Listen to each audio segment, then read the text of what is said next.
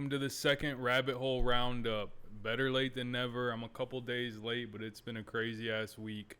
Got another episode coming out probably Sunday, but this one will be a quick one. I got a couple things worth mentioning that I wanted to show off and hopefully give you guys some threads that you can kind of dive down and dig into. Each of these things were things that stuck out to me this week that I found super interesting. So with that being said, let's get right into it. Let me fix the screen. This first one is Chris Bledsoe. He was on Jesse Michaels' podcast this past week. This is a guy who is clearly in the know. He's pretty deep in terms of everything related to UAPs, UFOs. He says he has a lot of experiences seeing orbs and things like that at his house. And to me, I don't know. He kind of sticks out as somebody who I think the powers that be are going to kind of drive UAP, UFO disclosure through. I don't know if that's a good thing or if that's a bad thing. It seems pretty manufactured to me. And I have some theories about what he might be experiencing that I might bring up at a later episode, trying to really do some research on that one and develop my theory there. But it's clear to me that he believes that he's seeing these things. I'll show off some of the evidence that he presents, well, the only evidence he presented on Jesse Michaels' podcast. For me, it doesn't do much. I'm kind of past the point where pictures are really going to do anything for me. Kind of need video evidence and something tangible. I think it's a long time that people get something like that. But nonetheless, let's take a look at what he talks about and some of the evidence he presents.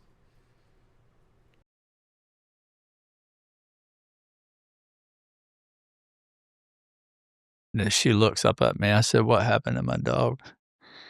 And her eyes got big. And she said, "Oh, my God, how did you know?" I said, "Well, I felt her." She said, "Well, she ran out in the road and got run over by a car. And we buried her in the backyard." So I thought about it all day.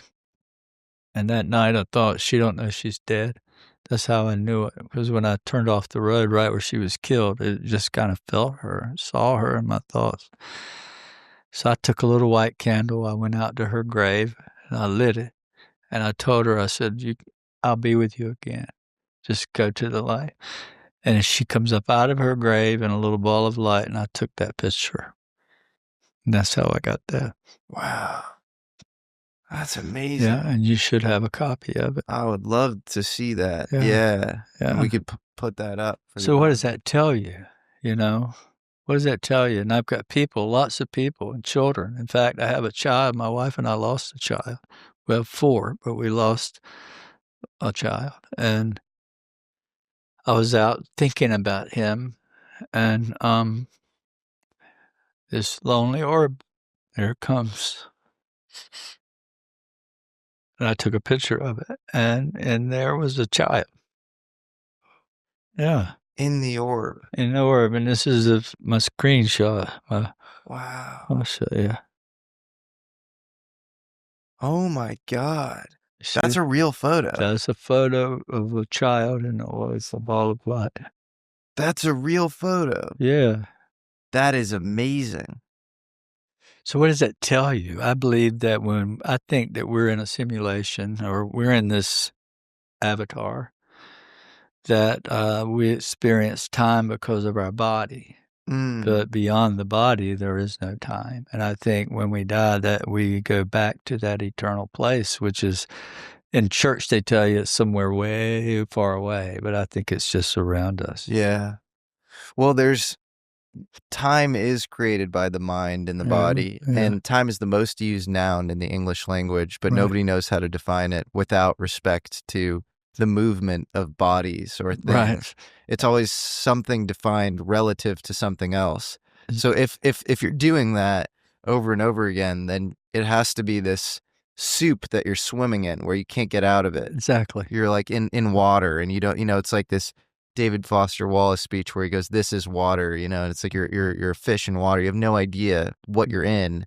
We're in this stream of time there's no way out of it. There's no way to talk about it, and really, there's no words for it. There's no words for it. That photo is amazing. Yeah. Can we show this to like a?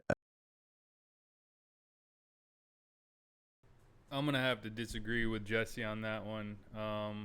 If you pause the video and kind of look, you can kind of see the outline of a baby, I suppose, if you force yourself, kind of like a Rorschach test. But I don't know. That stuff doesn't really compel me anymore. We have all these high-tech devices. They say the government can kind of zoom in on a penny on a street with satellites, and yet we get these blurry, vague images of orbs and light.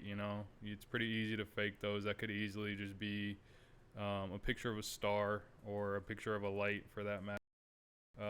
Nonetheless, it's pretty clear that this guy on the left, Chris Bledsoe, he's been ordained by things like NASA, has a lot of contact with them, knows Tim Taylor. I don't know if you guys know who that is. Maybe I'll make a video about that later, but Tim Taylor is a guy you should be following or looking into.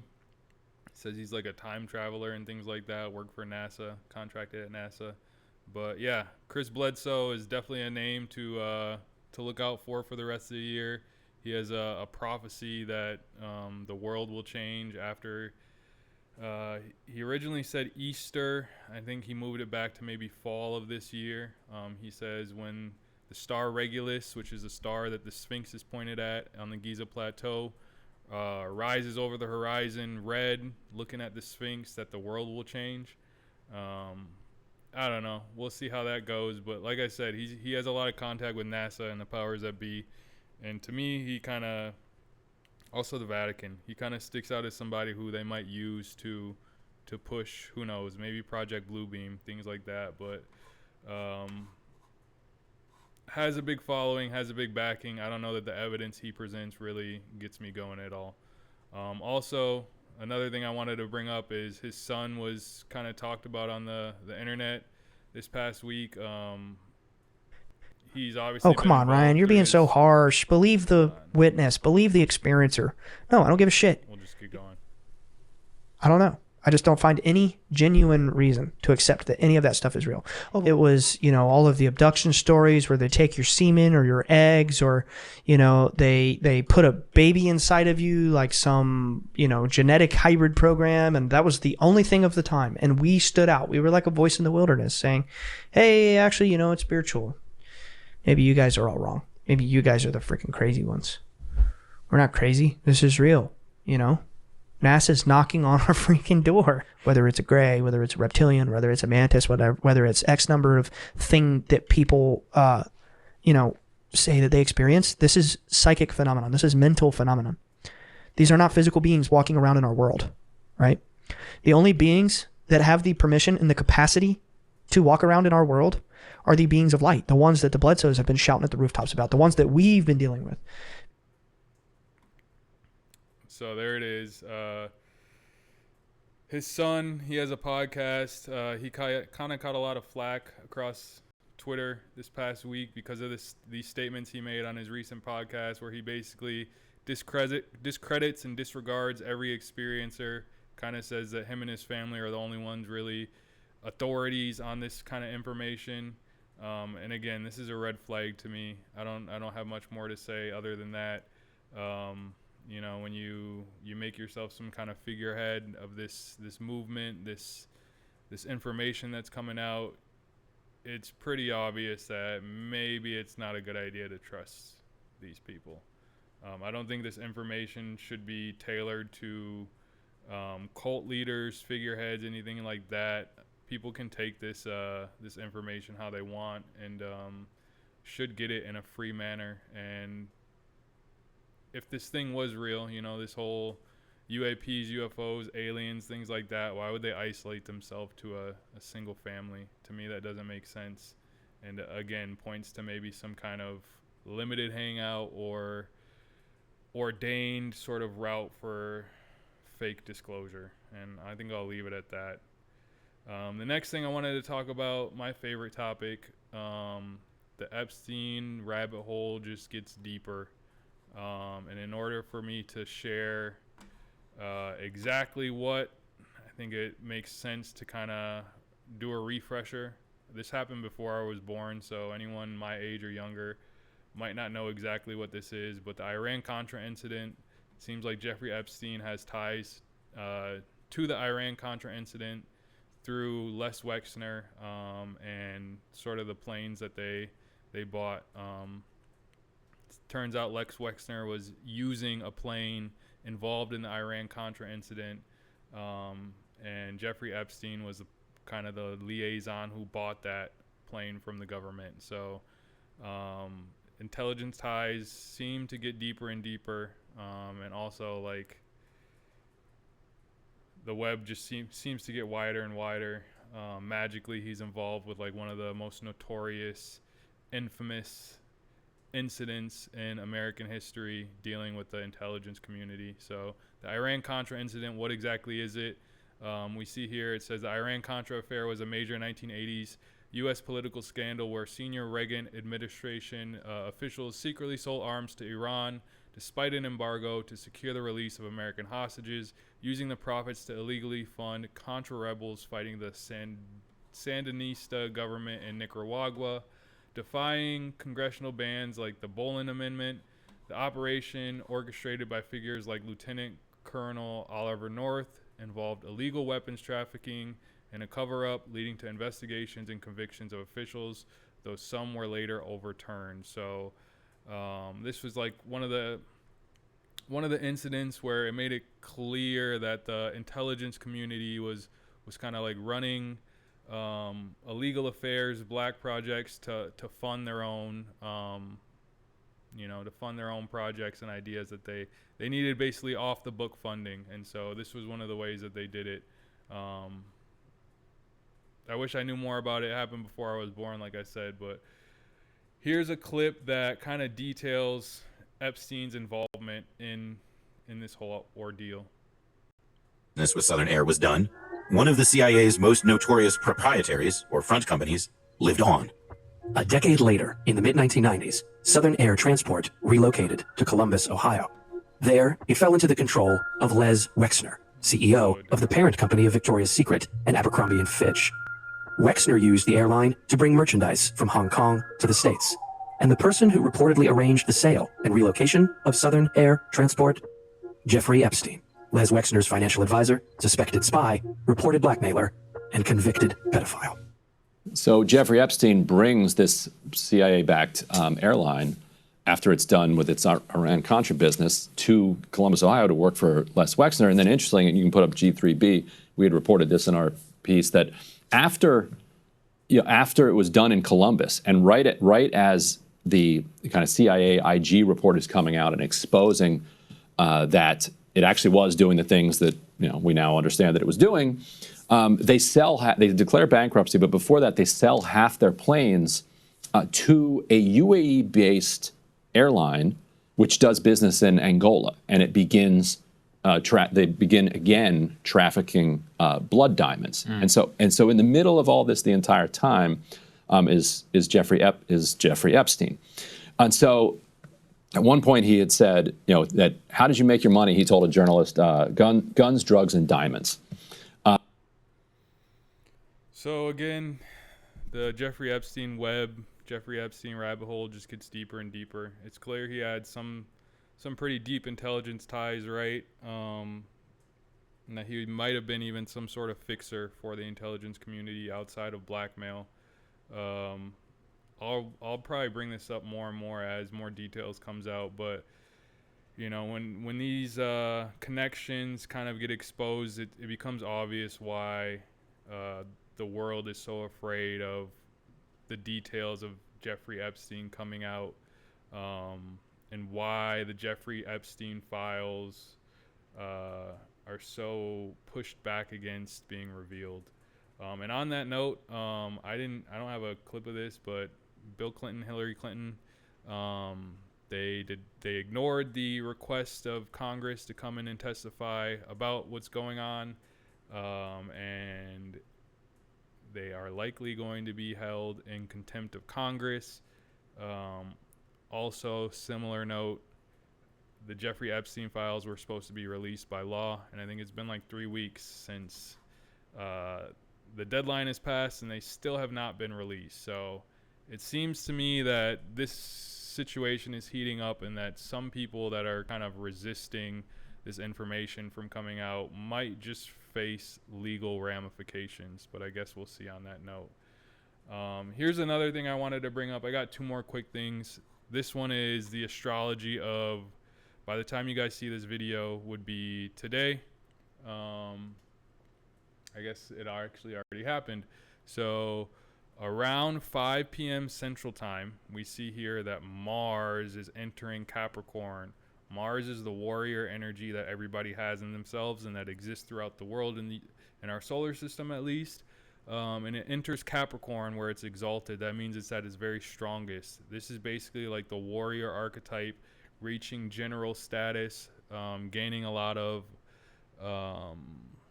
dedication, persistence, and orderliness to their warrior behavior. So all the conflicts we see going on in the world, expect by this evening. I think this Mars stays in Capricorn through mid-February. We'll see a lot of intensifying energy throughout the conflicts across the world. A lot more like power structure from the top down, pushing their power down on the people below them, exerting force on those under them. And again, like in a general fashion, we'll see these conflicts sort of reach another note. I think, Mars has been in combustion. It's been really close to the sun for the past few weeks, and that's really increased the frustration, raw anger and conflict energy throughout the world. And now, as of this evening, we're gonna see the general come out to play. So where the past few weeks we've seen just raw warrior energy, now the general comes out, brings order to the chaos. Like I said, exerts force downward. Any stronger side of a conflict will likely start exerting force in a strong way that brings more order to said conflict, and that's across the board. And one thing I'd like to note is that in the sidereal chart for America's natal chart on the sidereal side, that uses it's called the Sibley chart, that uses 4th of July 1776 in Philadelphia, Pennsylvania around 5:10 p.m. as the birthday of America. That makes America a Scorpio ascendant. Scorpio is ruled by Mars, and so Mars in America's chart is America.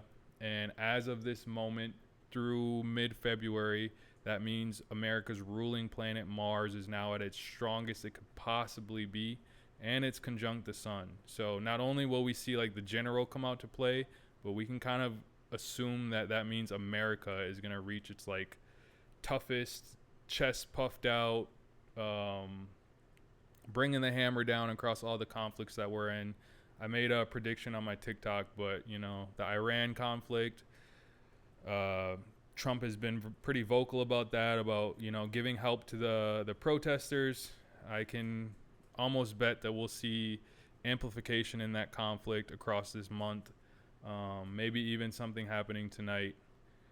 I guess we'll see. But expect America to kind of show up and show out and walk around with its chest out and make a lot of movement happen in the conflicts that it's in. So that includes Iran.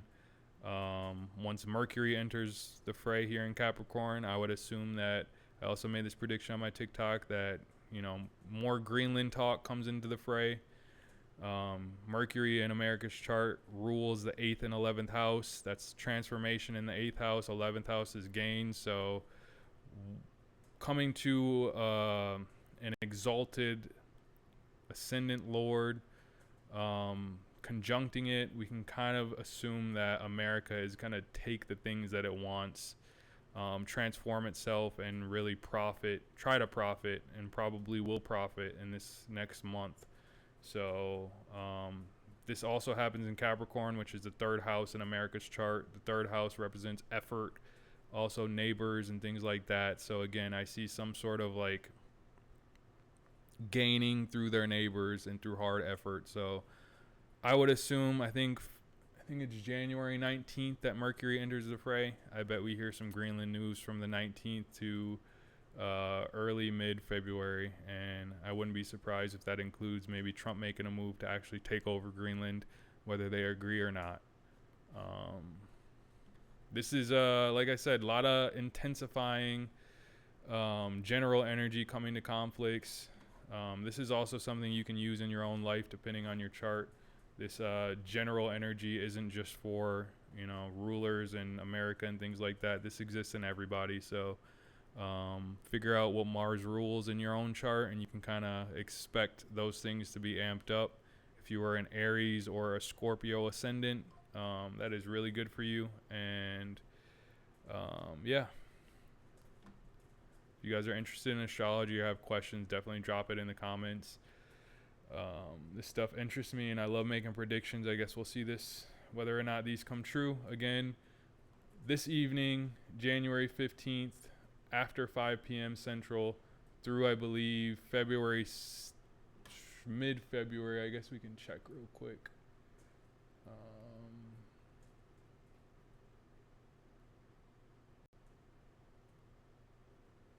Makes its midpoint around February 5th.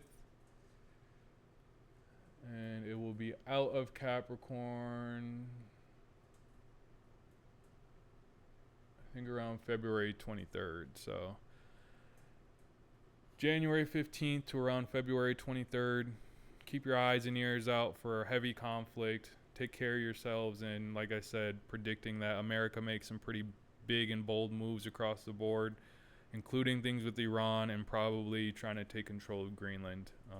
And if I get these right, you owe me a follow. So last thing I want to bring up is some science stuff that I thought was pretty interesting, kind of scary, kind of cool. Let me fix the screen for you. This is like some Terminator stuff, Black Mirror stuff, but yeah, it's worth mentioning. I haven't seen anybody else talk about this.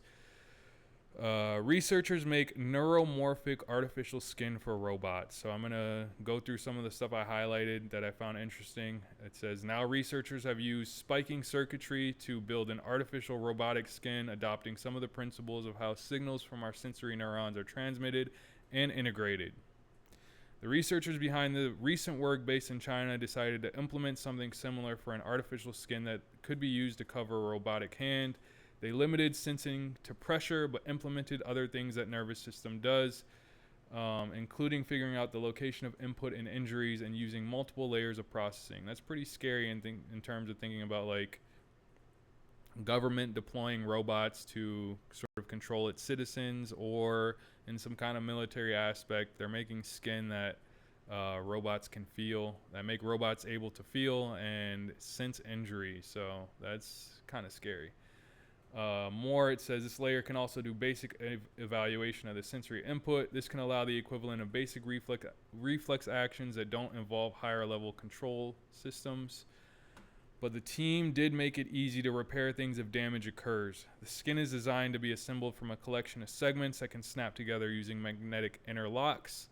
These automatically link up any necessary wiring, in each segment of skin broadcasts a unique identity code. So if the system identifies damage, it's relatively easy for an operator to pop out the damaged segment and replace it with fresh hardware, and then update any data that links the new segment's ID with its location.